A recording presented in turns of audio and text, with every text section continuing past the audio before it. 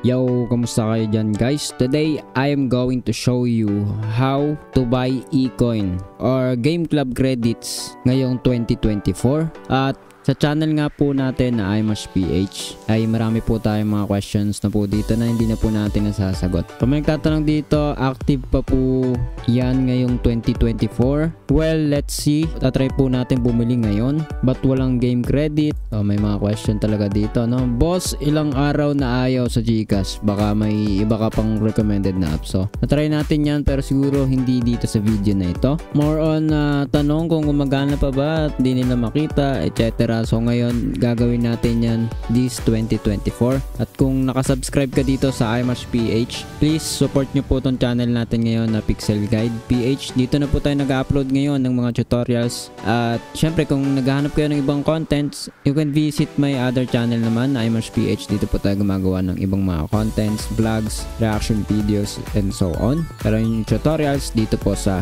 Pixel Guide PH. So yun lang, simulan na natin to. Let's go! Welcome to Pixel Guide PH. So yun nga mga tol, ang una po natin gagawin, bibili tayo 'di ba ng GCash ng eCoins or Game Club credits for Crossfire. Ang gagawin po natin ay magpunta muna tayo sa gameclub.ph. So search lang natin Game Club and sa Google makikita po natin yung CF gameclub.ph. Click po natin 'yan at syempre magla-login po tayo ngayon sa Game Club. Login lang po ninyo yung Crossfire account nyo dito sa Game Club para mabilis po tayo, no? So pindutin lang ninyo yung login or dito sa taas yung laging dito sa taas. So, whichever ay pwede po yan. So, tatype ko po yung pangalan, username, and password ko. I-skip ko na lang po to para iwas hacker tayo dito, no? Diba? So, yun guys, nakalagin na po ako. Ask me later ko lang to, no? Tapos, punta po tayo sa my account. Siyempre, tatype natin ulit yung password natin dito. Tatakpan ko na lang po ulit ito para sa aking privacy. So, ayun guys. Pag nakalagin na po tayo, makikita po natin mga info natin dito. Hanapin po ninyo yung itaas. Hanapin po ninyo sa itaas yung top up. Tapos, mapupunta na po tayo dito. Punta po kayo dito sa top up. So, bali, dalawang top up po ang ginawa natin, ha? Pumunta po tayo sa top up sa itaas. Then, pumunta po tayo sa top up tab dito sa top up page. So yan, dahil nandiyan na po tayo, pupunta naman tayo ngayon kay GCash. Tignan natin kung accessible or nag-exist pa rin ba ang Game Club credits or eCoins sa GCash. So tara, let's see. So yun guys, nandito na tayo sa ating GCash at dun sa mga hindi nakakita kung nasan yung ating Game Club credits ay pindutin lang ninyo itong view all services. Tapos hanapin ninyo yung itong non-telco load. Dito makikita na ninyo yung mga game credits or mga pins and so on. Pindutin lang ninyo itong form kung saan ilalagay niyo yung number na pagsesendan ng Game Club pin or credit. Anything na bibili ninyo na credits from GCash sa mga laro ay dito po ninyo ilalagay yung inyong number. So in my case, okay na po ako dito sa number na to. So in-next ko na yan.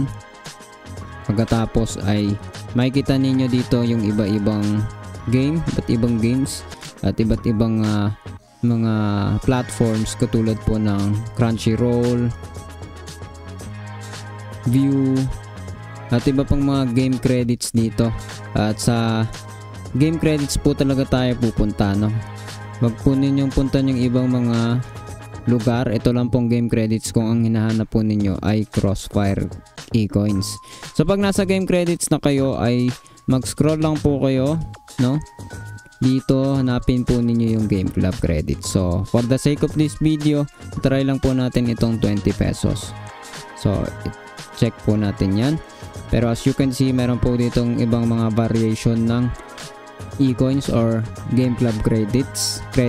So meron 20, 50, 100, 200, 300, 400, 500 hanggang 1,000 peso. So ayun lang guys. So make sure po na tama po yung number na inilagay ninyo kanina dun sa pinakaunang part, para wala po tayong maging problema, kasi yung iba sa atin nagkakaproblema guys, hindi raw dumarating sa kanila yung game credits or yung e-coins, at ang laki pa po ng tinatop up nila kaagad, 500 pesos kaagad. So para sa akin, para mas okay, ay try po muna ninyo sa maliit na laga. Katulad po nito, try lang natin sa 20 pesos. So yun na nga, buy now na natin yan, tapos antayin po ninyo mag-load saglit and pindutin po ninyo yung pay 20 pesos.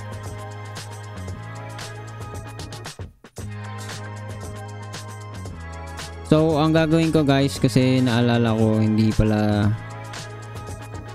nahirapan ako dito sa number na nakalagay dito. Magbaback muna ako, papalitan ko yung number.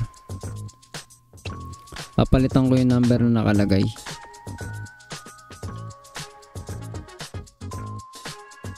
So yun guys, nag-change lang ako ng number para sure, no?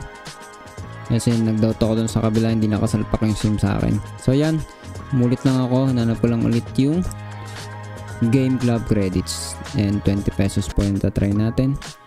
And now as you can see, ay inulit lang po natin, and click lang po natin yung pay 20 pesos dito, so whichever na pinili ninyo, no? So okay na yan, close natin yan. So para sa security ay pwede po ninyong i-download yung inyong receipt o yung inyong resibo, para in case na may problema, mag-submit kayo ng ticket, ay meron kayong may papakita. So exit na natin to guys. Ngayon guys, punta tayo sa text messages natin. So makikita nyo kagad mga tol, ay meron po nakalagay dito na thank you for purchasing Game Club credits 20 from GCash. Your PIN is, yan, meron pong 6 na letters and password na may halong letters and mixed na letters and numbers. Sa kabila naman is yung serial. So screenshot lang po natin yan, tapos pupunta po tayo sa computer ngayon. So yun nga mga tol, nandito na po tayo sa page ng Game Club, kung saan dito po ilalagay yung code and password. So makikita ninyo, as you can see, ito po yung screenshot po natin. Ito po yung unahan, ito yung PIN, at yung kasunod is yung password. Ito po yung pinakakailangan natin, dalawa, no? Para dun sa mga nalilito guys, so dun sa mga nagkakaproblema, baka na ilalagay po ninyo is itong serial. So remember na ito yung ilalagay ninyo, yung PIN and password. So tara, try natin. So dahil na-type na po natin lahat, isasubmit na natin ngayon siya. So yan, nakita nyo guys, meron po ditong message na top up succeeded. So pumasok na po iyon. Okay, so ang gagawin po natin ngayon, check po natin sa mismong game kung pumasok na po yung ating 20 e-coins. So tara, let's go. So yun guys, nakalagin na tayo ngayon sa Crossfire, at makikita ninyo meron na po tayo ditong 20 e-coin. Pero makikita ninyo may plus po yan, dahil kanina kung mapapansin ninyo meron po ditong Midnight Madness promo. So meron pong promo na additional 2 e-coins kung nag-top up po tayo. As of now, May 7. So I don't know kung gaano katagal maglalast yung promo nila na yon, pero yun nga guys, successful at gumagana pa rin naman ang pagbili ng e-coins from GCash. So any question or suggestion ay comment down below lang, para po dun sa mga followers po natin o subscriber po natin dun sa IMashPH, ay dito na po tayo pumunta at mag-subscribe. Follow po ninyo itong channel natin na Pixel Guide PH. Dito na po tayo mag-upload ng mga tutorials natin. So yun lang, hanggang sa susunod na video, ingat kayo, keep safe, and God bless us all. Alright, God bless you. Watch my other video, subscribe for more, or visit my other channel.